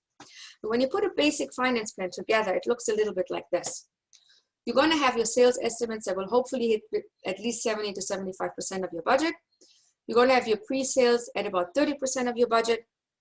You're going to shoot in a region where you get incentives. This could be in the US, it could be outside of the US, but the minimum incentive you hit, and you're going to find a way to do this because there are many regions where you can hit at minimum 20% of your budget. That's kind of the minimum that you want to hit. Wherever you go, make sure you hit 20% of your budget as an incentive, because this is given to you as a result of shooting in a region that rewards production expenses in that region. So eligible production expenses in the region will be rewarded by paying you back a percentage of those expenses. Now, usually what happens is you go to the region, you produce your movie, you get the money later. It's not going to help you for your finance plan. So let's not do that. And also, who wants the headache of figuring out what was spent? Was it eligible? Now I have to do a tax return. Paperwork. No need. You're going to use an incentive lender. Banks give you an incentive loan for many of the regions. There are specialized incentive lenders who look at your budget, how much of it will be spent in the region, how much of it will be eligible for an incentive, and what that number comprises. So let's say you go to New Mexico, you're doing a movie that's $10 million, and the estimate comes out to be at $2 million of what you would be receiving from New Mexico after everything is said and done and you spend all your money there. The tax incentive lender will take this estimate and say to you, I'm going to give you the $2 million as a loan. And you say, fantastic. And what is it going to cost you? Well, it's going to cost you somewhere between 5 to 15% of a fee to this lender. But it's also going to take all the headaches away from you. You're going to not have to worry about what's going to happen with the incentive, what's going to happen in the incentive region. I don't know if you know my example with Iowa. I produced a movie there with Forrest Whitaker and Adrian Brody. It was about $15 million or $12 million, some in that region, and we got $5 million from Iowa. I had it cash flowed by a company called 120DB. So I used that money for my finance plan. And then Iowa went belly up. I have no idea if 120DB ever got their money. I know they sued the state of Iowa, but it was a whole mess. So I didn't have to deal with that mess because the risk of any changing legislation or any risk in relation to the tax incentive region is taken over by the tax credit lender. The tax incentive lender takes all this risk. It's not your problem. You don't pay them back. You're done. They give you the money, they go home. However they deal with the incentive, however they get their money back, not your problem. Beautiful thing. Love this kind of not having headache. So I would always suggest take the money, get it advanced. Okay, you're going to pay fees for it, so you're not going to get the whole $2 million, but you're going to get 10% less or whatever it's going to be. It's absolutely worth it. So now you look at your pre-sales, you look at your incentive, and then you figure out what else can I get money for. You could do the rest with equity. And the equity would probably in this situation be somewhere around 35%. And you can also do some in-kind deals, mezzanine financing, some product integration, or sales agent MG. So let's talk about these. In-kind deals are usually related to things that are connected to your budget. So let's say you have music. Obviously, you're going to have a music budget because you're going to have a composer. You might license some songs. You might produce some songs. You do stuff. Music supervisor, yada, yada, yada. You can take this music budget and talk to who's called a music investment company. There are companies out there that look at your music budget and just give you the money for it. Oh, music budget is $100,000. Great, we love it. We'll pay your composer, we'll pay your supervisor, we'll pay all of it, and we're going to own your music royalty rights forever. So there goes your music royalty. You're not going to see anything. They'll take it all. But you're going to get $100,000 or $50,000 or whatever it might be. Do you really want to sit around for ASCAP or BMI to send you these measly checks? Probably not. Just give it to the music investment company and get some more money. You don't have to pay it back. Great. The other thing you can do is, I've done, these things, by the way, it's all things I've done. Talk to a visual effects company for the movie that I did with Halle Berry and sharks. Obviously, we didn't have real sharks all the time, so we had to VFX these sharks. And the VFX budget, I think, was about, I want to say $3 million. And I could only really afford $1 million. Honestly, that's all I could afford. So VFX company was kind enough to say, you know what? We're going to defer some and we're going to invest some. So I did a deal with them where I was able to defer some of the VFX budget to be recouped from recoupment, and I had to pay a little premium of 10%, which, by the way, happens also with post-production houses. They do these deals all the time where they say, we defer some of the post-production cost and we're going to charge you a premium later, like 10% is normal. And then the other part is that this VFX house invested a little money, but that's not usually the case. So I wouldn't count on them investing, but you can count on them deferring. So now your post-project goes down to a certain amount, and your strike price, meaning the production cost, the physical production cost you're left with, is now lower. So it means you have less to finance. So use these deals. The more you can defer, in any shape or form, the more you should defer. Even if you pay a little extra, you pay 10% premium, that's great. But at least you're not paying 20% premium for the equity investor. So you're saving money in the end. Something to think about. Mezzanine financing is a kind of financing that sits somewhere between the bank loan and the equity because it is a mix of both. It's a loan that's also referred to as a super gap, but it is a loan that recoups after the bank loan. So it's kind of in the middle between the bank and the equity investor. If you don't have enough equity, you can always try to find a mezzanine loan. I find it to be very expensive because I usually charge upwards of 15% interest. And for what, like 5% of the budget? Not always great. So, but it does exist. It's a super gap that recoups after the bank, and you can do it. It's usually around 5, maximum 10% of your budget. It's usually never more. Sales agents sometimes give you a minimum guarantee. So that great sales agent that we were talking about earlier, who's going to do the movie for you that's $10 million with Jason Statham, might say to you, you know what, love this movie so much, I really want it. I'm going to give you an advance of, let's say, $1 million. So that's 10%. You can then decide, am I going to take the sales agent MG advance of 10%, or am I going to ask the bank for a gap loan? And the reason why you have to make that decision is because both of these loans, they're loans in essence, recoup from the same revenue stream at the same time, and you can't have that. So the revenue stream recoupment positions are reserved for one entity only. So you then have to say, am I going to take the bank loan or the sales agent MG? If you are in a situation like that, I would always go with the sales agent MG because you want someone excited to sell your movie, and that's the sales agent. And then just don't take the gap loan from the bank. Just have them pay you some money for your pre-sales, and then you're done. So these are kind of options that you have available for you to put a finance plan together. So when we put this finance plan together, if I can get to the next stream, I'd like to see this done on an actual movie. So I'm going to do this little study together with you right now. So we're going to talk about a movie that's $8 million. We have a sales agent that will sell the movie for us for a sales fee of 15%, expenses of 1%. We're going to assume that our international sales estimates were 75% of our budget. And we're assuming that 35% were pre-sold, they're actual sales that were made, they're pre-sold. And we're going to think about, we're hoping, and in this case we are receiving $3 million from the US buyer after the movie is finished, which means we can't really use this as a financing component. We can use it in the revenues, but we can't use it for financing because this money comes after the movie is finished. We're going to assume that we are getting 20% of the budget from an incentive region because we're shooting it, let's say, New Mexico or Georgia, wherever we go. We're going to assume that the bank is going to pre-sale, to cash flow our pre-sale contracts. We're not going to deal with interest and loan fees right now, which are applicable, and we're going to learn about that in a minute. And we're going to see how much equity we need in order to finish our finance plan in the end. And we're going to obviously get a gap loan for the unsold territories from the bank. So if we do all this, it's going to look like somewhat like this. Here is our valuation. We're going to say in a national sales estimates are 75% of $8 million, which is $6 million.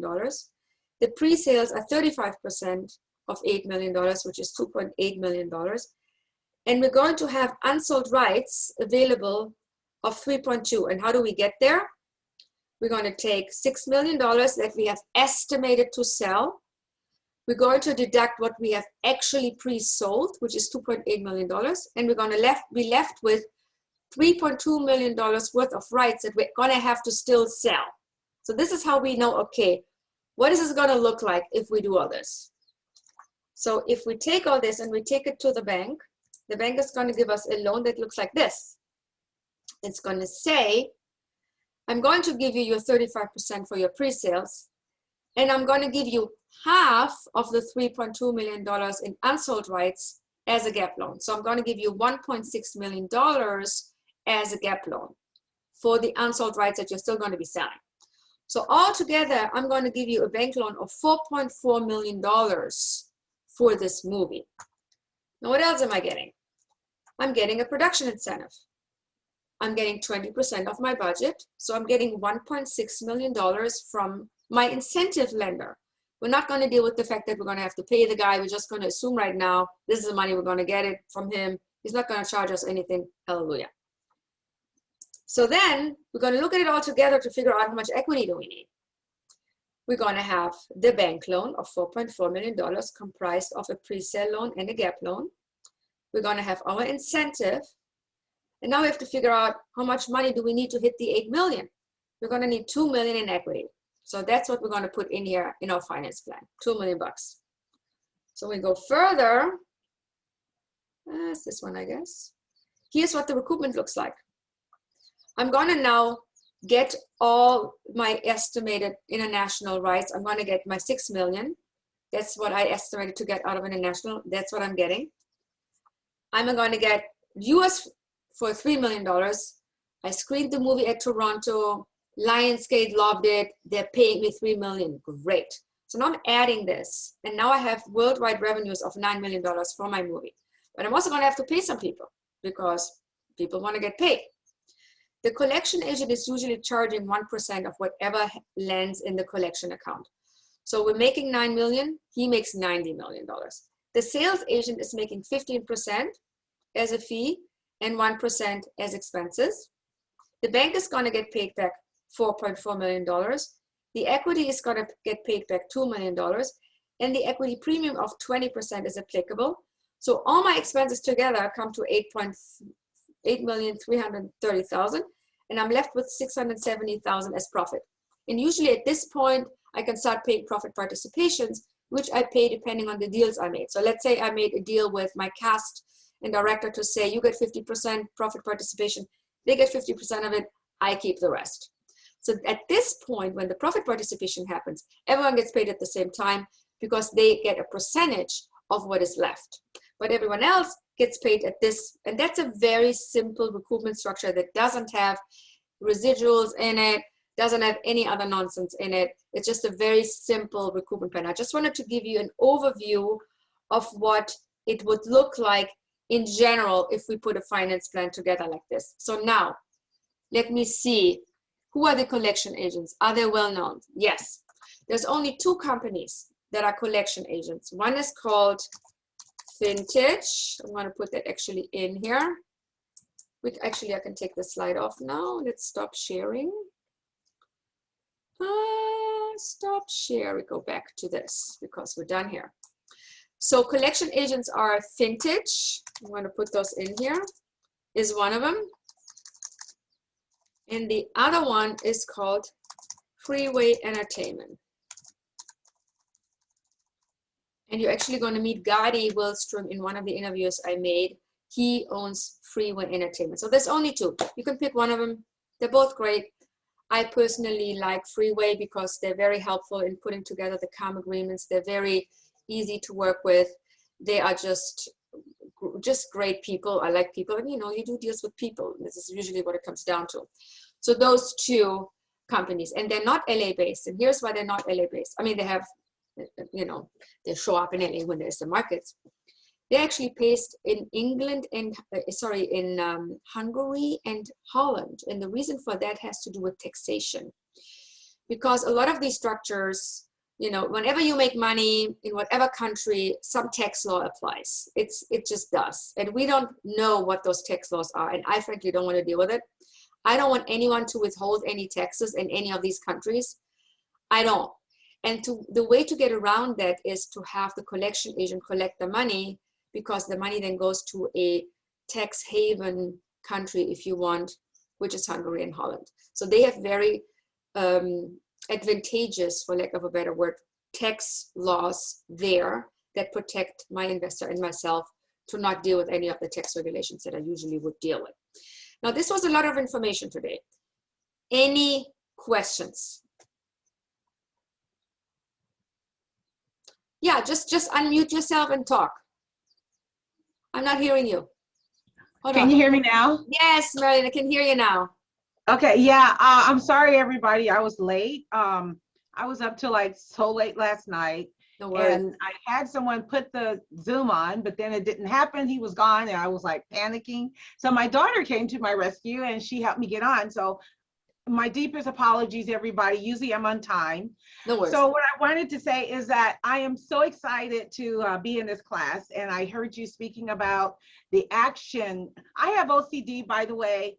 And when I heard you say that about the type of stories to write, because I am a creator and I'm writing an action, high action, suspense and books. Right now I'm creating these type of books, and I'm writing one about Pandora's Diary, where Pandora is the one that goes out on all these excursions and she's saving all these abused and people who have been bullied and so forth like this. So she's traveling all over the world. She has the agency that has given her all this wisdom and power and energy to go out and defend herself, and through jitsu, karate, blah, blah, blah.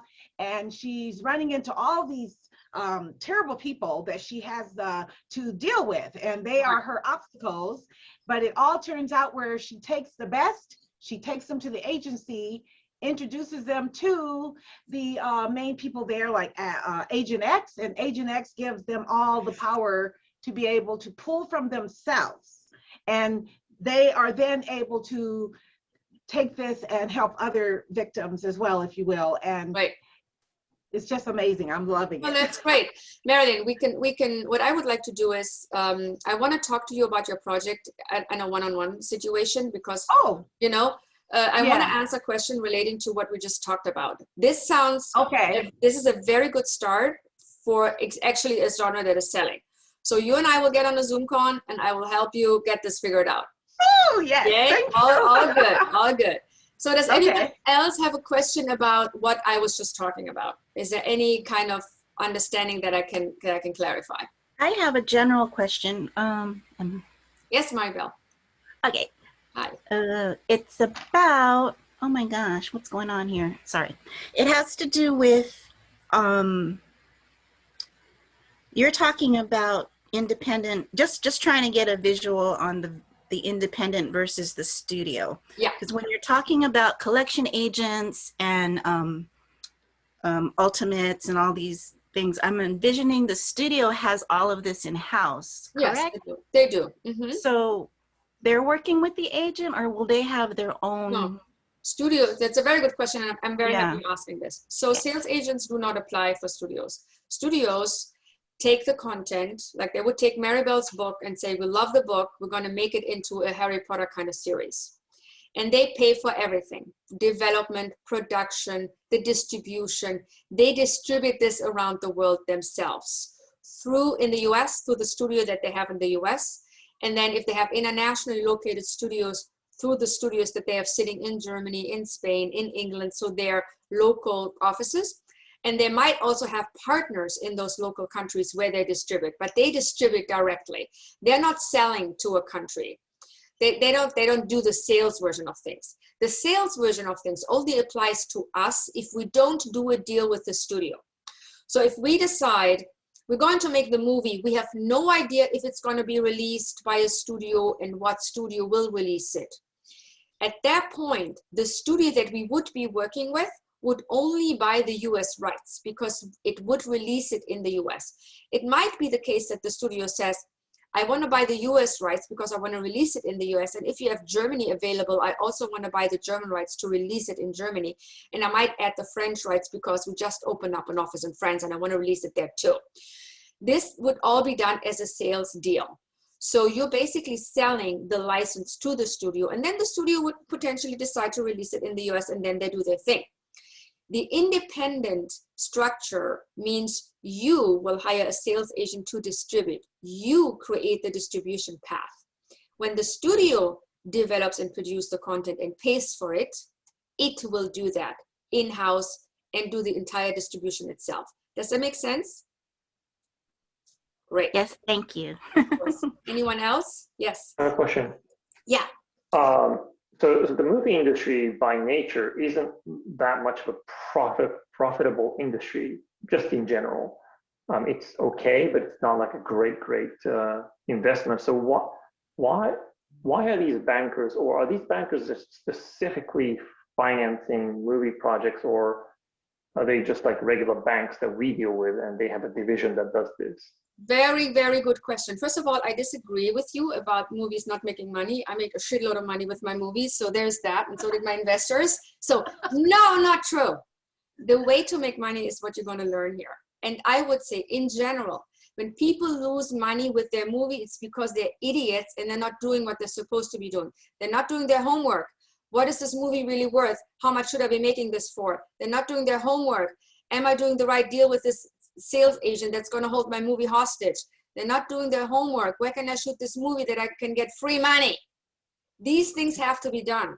If you just take the money from an investor and say, I have this idiot that's going to pay me $10 million and I'm going to make the movie with just equity, that's just plain stupid. And that's when you will lose money. So on that level, you're right. Banks, Union Bank, Comerica Bank, Mercantile Bank, East West Bank, regular banks, Chase, JP Morgan, they have been financing movies for decades. They make a shitload of money doing this. And why? Because they do two things. They finance your contracts. These are assets. This is real collateral. They have a contract from the German distributor, Constantine, for example, that says, I'm going to give you $1 million by this delivery date. That's a real thing in their hand. It's like owning a real estate. They give you money for that. That's an asset-backed loan. Those loans are done every day, all day long, based on all kinds of assets. When you get a car loan, they'll give you a loan for your car. Yeah, house loan, they give you a loan for your house. Yeah, same thing. Pre-sale contract, loan for pre-sale contract, done every day, forever. Gap loan, different story. They don't have an asset against the rights because they haven't been sold yet. They still give you a loan because they believe you will be selling them. And they don't really believe in you as a producer, not even in me as a producer, but they believe in my sales agent who has done this for 25 years and has sold these kind of movies for this amount of money. They believe and support the sales agent's numbers. They'll not support all of them. They only support 50% of it, and only up to 50% of them, and only up to 20% of your budget. So if the bank doesn't recoup 20% of your movie's budget, that movie was really bad, which it usually isn't. There's always enough money to recoup the bank because these banks are doing this for a long time. So they make their money no matter what. They've been doing this forever. So for them, it is a very good commercial situation to be doing this, but they cover their ass. They're going to look at your sales estimates and make sure they're real. They're going to look at your sales agent to make sure that's bankable. They're going to look at these contracts to make sure those are bankable. And they're going to, have you pay a certain amount of interest that is interesting for them. So you're going to pay a larger interest for the gap loan, and you're going to pay a nominal interest for the contracts, but you're going to pay interest, and it's going to be usually more than what you would pay for a house loan. Right now you can get a house for 3%. You're starting with a pre-sale loan at 5% and a gap loan at 8%. So they're making money. So there is a lot of money for these banks to be made. Now the equity investor, they have to do their homework, and most equity investors don't. Ask me why. These people are usually rich. They make their money somewhere. I guess they're smart. Why they're not smart in looking at the movie the same way, as in, what are my projections? Are there any pre-sales? Does anyone want this movie? I don't know. Happens every day. People just give you equity money and then they're surprised that nothing comes back. I'm sorry to say, but if that happens, you don't deserve better because you didn't do your homework. I mean, when you buy a shoe company, don't you check how much money the shoe company makes and how much money the making of the shoes is going to cost? What's wrong with you? Look at the same thing for the movie. Look at the projections, look at the cost, and make sure there is a collection agent in the play that the sales agent or the producer can't run away with your money to go to Fiji. So they need to make sure that there are protective elements in place. Protection means completion bond, collection agent. The completion bond ensures the production, that it doesn't go over budget, and that the movie is actually finished and delivered on time. And the collection agent makes sure All the money goes in the same place and no one gets their hands on it, and only the people that are supposed to be getting any of it are getting any of it. So those security elements, Toru, I cannot tell you how many times they are not applied. I just spoke at the Producers Guild of America to my colleagues, producers who have been doing this like me for 20 years. You would be shocked that half of them had no idea what I was talking about, meaning they'd never done this way. So that's why I'm saying I do it this way because I work with investors. My money comes from investors. I'm a financier and a producer. Usually you deal with a producer that goes to a financier, different kind of caliber, right? Or you deal with an investor that just goes to the producer, different kind of caliber. I'm the idiot that spends the money and has to make it work. So therefore, I'm very protective of my investors and of myself. That's why I'm applying these security mechanisms, and I've done it and they have worked. So far, so good. Now, am I relying on the marketplace being, there and changing? Yes, of course. I deal with that stuff like everyone else does. All of a sudden it's like online and this and that. Yeah, of course, headaches. But the point is, you have to make a solid model work. You have to start with a solid financial model. And if that financial model doesn't work on your product, don't do it because you're going to lose money. Or do it and just know you're going to lose money. All good. Does that answer your question? Perfect. Thank you so much. Thank you. Any other questions? Yeah. Just a quick one. Go. I just relocated from Sweden to the US, so I'm quite new to the US market and like how you do things, etc. You mentioned 3 magazines. You said Hollywood Reporter and Variety, which I know, and then you said a third one. Do you remember? I didn't hear the was? first two, like... Josephine. I didn't hear the first 2 things you just said. What were the first 2? You said Hollywood Reporter and Variety. Oh, like good magazines yes, the to keep. Yeah, the trades I like to read to just keep myself informed are Screen International, Hollywood Reporter, and Variety. Those are the 3 I just read for myself. I'm sure there are others that are great. Those are my main go-to pieces of, trades. And whenever I see an article that I think is great, I put it up on Facebook. When I stumble over something new, I always put that stuff up. So I'll always alert you to some things I think could make sense for you guys. Victoria, you had a question. Shoot. I do. I have a couple of questions, if that's all right. Can you speak up a little? I'm not hearing you loud enough. Yeah, sorry. I don't know where my microphone is because I just got a new. Now I hear you. I apologize. I'll just talk louder. So you said that when you go to the bank, do you bring the pre-sales estimates, or have you already made the pre-sales at that point? You can go to the bank as early as you like. You can go to the bank and say, I'm thinking of doing this, I'm thinking of doing that, what are you thinking? First conversation's good. Go to the bank, let them tell you what you need to do. What they finance, what they give you a loan for, once the lending comes about, is your pre-sale contracts, which at that point you have, and your sales estimates. I mean, they need 150 different other, documents, but just so you understand what the term sheet that they will give you is based on is those 2 things. So you get the pre-sale contracts from the bank itself and not from No. Victoria, the pre-sales are done by the sales agent. Yeah. These are license agreements that you have made, that your sales agent has made. He sold your movie to Germany, to Spain, to Italy, and he's going to get a contract. It's a regular license contract. It's just called a pre-sale because it's done before the movie is made. If you would sell Germany, Spain, or England after the movie is made, it's just a sale. It's a license sale, no matter what. Contract is the same. But you take that contract to the bank to then get the money for it. Got it. Right? Yeah, and then kind of similar to that, just finding it. So can you explain the tax credit lender a little bit further? Yes, of course. Who is that exactly? And do well, they there are various. There are various tax lenders. Like one company I've worked with is 120DB, 120D like David, B like boy, Peter Graham, great guy. What they do is they go take your budget. The budget is going to be looked at by a local call it accountant in New Mexico. Let's say you shoot in New Mexico. So the New Mexico accountant looks at this budget and says, okay, how much of this are you going to shoot in New Mexico? And you're going to say the entire movie. And then he looks at the budget and say, okay, these items are eligible in our region. So New Mexico has certain things that they give you money for. They don't just give you money for everything. They give you money for certain expenses, right? So you're going to make these expenses because they're listed in your budget. A budget is basically your production cost comprising all the expenses that you're thinking of having.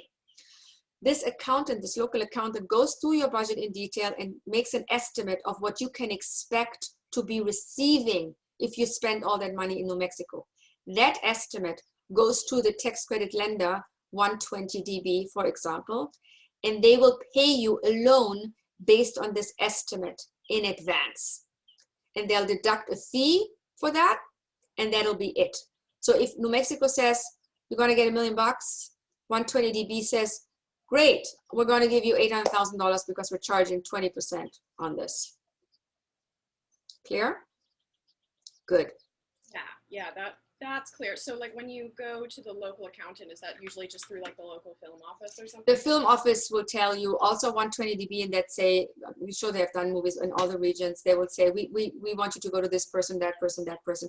They can help you to whoever you need to go. But usually local film office knows these people. They're all very close. They'll give you suggestions. I have one other question off of Maribel's question. When you sell directly to a distributor, like including foreign rights, what are the kind of profits that you as a producer expect? Like what does the waterfall look like there? And then also like how common is it to do that as well? When you say sell directly to a distributor, are you talking to selling to a German buyer? Are you talking to selling to a US network? Who is your distributor? Sorry, a distributor, like okay. That's a pre-sale basically. So basically what you do is what the sales agent would do. You just do what the sales agent would do. You basically go there and say, I have this piece of content. I want to pre-sell this, or want to sell the license rate based on this script and these attachments. And you're doing the deal with them direct. The only difference is you're not being a sales agent. So the deal would be whatever the deal is. It will include a minimum guarantee, which is the license fee.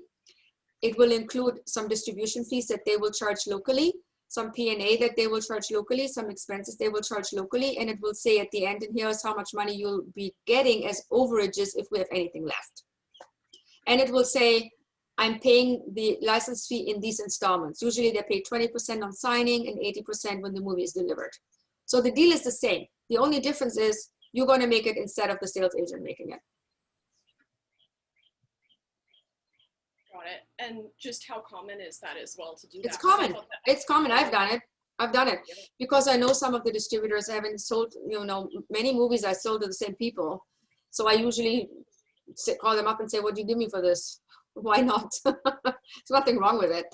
I mean, I still assign it later to the sales agent because I don't want to do the delivery. The delivery is tedious because they want all these elements and all these, I don't want to deal with that. So I'm still going to hand it over later to the sales agent because I want them to do the actual delivery. But yes, I've done that. So a lot of producers do. What's the benefit then of going to a sales agent and selling with, or like yourself essentially selling the international rights versus going to a distributor? Is it just harder to go to a US distributor? The benefit is that many distributors don't want to buy from producers directly unless you assign the rights to the sales agent, because they want to make sure that a known person does the delivery and knows what they need. Banks also will not have you do the entire movie because you're not going to get a loan. You're a producer, you're not a sales agent. They will not bank you as a producer as that. You can do it for one or the other territory, and that's okay, but you will lose your bank loan, and it's very hard to do this for 150 countries that you have to sell, because that's how many you're going to have to sell to. It's better to have it done by a sales agent. And frankly, to pay someone 20% or 15% to do all this work, it's a lot of work, is worth it.